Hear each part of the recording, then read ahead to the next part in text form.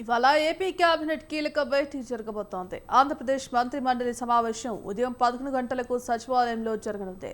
వచ్చే జూన్ 12 నాటికి కూటమి ప్రభుత్వం ఏడాది పాలన పూర్తవుతోంది.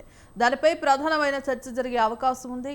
ఈ ఏడాదిలో అమలు చేసిన అభివృద్ధి, సంక్షేమం, పారిశ్రామిక అభివృద్ధిపై పెద్ద ఎత్తున చేపట్టాల్సిన ప్రచారం, మున్ముందు అమలు చేయనున్న సంక్షేమ కార్యక్రమాలపై క్యాలెండర్ రూపకల్పనపైన చర్చించనున్నారు.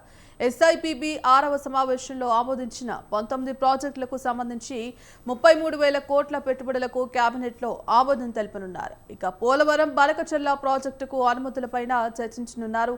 ఉద్యోగుల బదిలీలు, పలు సంస్థలకు భూ కేటాయింపులపైన చర్చ జరిగే అవకాశం ఉంది.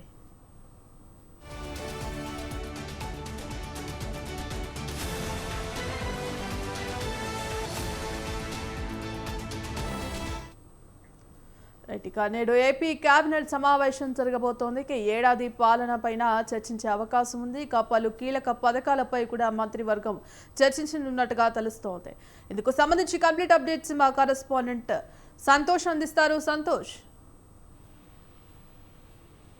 11 గంటలకి సచివాలయంలో సీఎం చంద్రబాబు నాయుడు అధ్యక్షతన కేబినెట్ సమావేశం అనేది కూడా జరగనుంది. అయితే ఇక ప్రధానంగా చూస్తున్నట్లయితే కనుక ఏదైతే ఇక రాష్ట్రంలో నెలకొన్నటువంటి పరిశ్రమలు కావచ్చు, అదేవిధంగా ఎస్ఐపిబిలో తీసుకున్నటువంటి నిర్ణయాలు, అంటే పరిశ్రమలకి సంబంధించినటువంటి భూ కేటాయింపులు కావచ్చు, పెట్టుబడులు కావచ్చు, అదేవిధంగా ఇవి రావడం వల్ల నిరుద్యోగ సమస్య కావచ్చు, వీటన్నిటిపై కూడా పూర్తి స్థాయిలో ఈ రోజు ఆమోదించినట్టు కూడా తెలుస్తా ఉంది. అంతేకాకుండా ఏదైతే సిఆర్డిఏ 48వ సమావేశంలో తీసుకున్నటువంటి నిర్ణయాలు, అదేవిధంగా అమరావతి రాజధాని పరిధిలో ఉన్నటువంటి ప్రాజెక్టుల టెండర్ల అనుమతులు కావచ్చు, వీటన్నిటిపై కూడా ఆమోదం తెలియనున్నట్టు కూడా తెలుస్తా ఉంది. అదేవిధంగా పోలవరం, బనకచెర్ల ప్రాజెక్టులపై కూడా ఇక అనుమతులకు సంబంధించినటువంటి అంశాలపై కూడా ఈ రోజు పూర్తి స్థాయిలో చర్చించి వాటికి సంబంధించినటువంటి అంశాలపై కూడా ఈ రోజు ఆమోదం పలికే అవకాశాలు ఎక్కువగా కనబడుతున్నట్టు తెలుస్తా ఉంది. అదేవిధంగా ఇక ఎంతో సూపర్ సిక్స్ లో ఎంతో ప్రతిష్టాత్మకంగా ఉన్నటువంటి ఉచిత బస్సు ప్రయాణం, మహిళలకు ఉచిత బస్సు ప్రయాణం అనేది కూడా ఆగస్టు నుంచి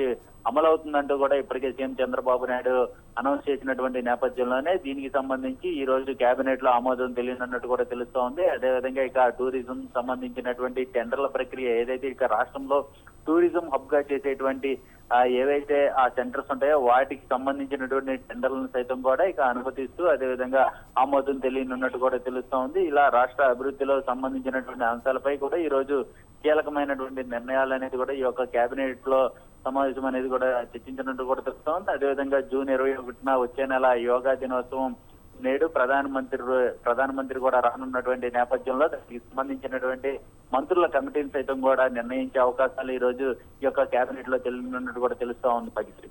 రైట్, థ్యాంక్ యూ సంతోష్.